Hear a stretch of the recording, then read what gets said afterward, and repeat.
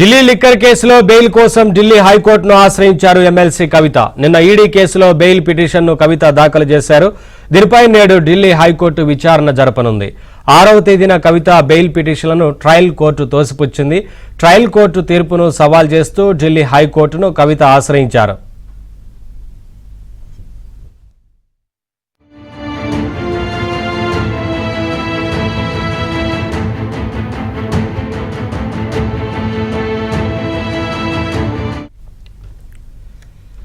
Delhi liquor కేసులో bail కోసం ఢిల్లీ హైకోర్టును ఆశ్రయించారు ఎమ్మెల్సీ కవిత. నిన్న ఈడీ కేసులో బెయిల్ పిటిషన్ను కవిత దాఖలు చేశారు. అప్డేట్స్ మా ఢిల్లీ కరెస్పాండెంట్ సతీష్ అడిగి తెలుసుకుందాం.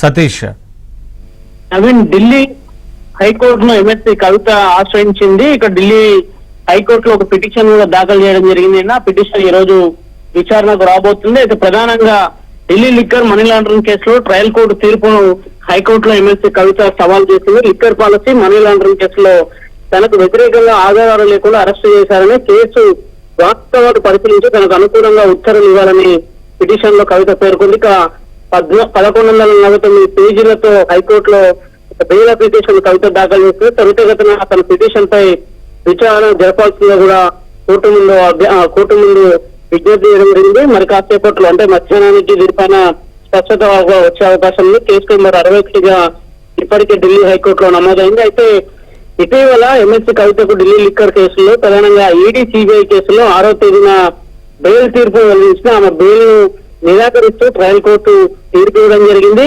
మరోవైపు ఆమెకు మే 20వ తేదీ వరకు కూడా జ్యుడిషియల్ కస్టడీని తొలగిస్తూ ఇటీవల కోర్టు తీర్పు ఇవ్వడం జరిగింది. అయితే అందులో భాగంగానే కవిత ట్రయల్ కోర్టులో ఇచ్చిన తీర్పును సవాల్ చేస్తూ హైకోర్టుకు వెళ్లిన నేపథ్యం కవితకు ఊరట దక్కుతుందా లేదో కూడా వేచి చూడాల్సి ఉంటుంది. Right, thank you Satish.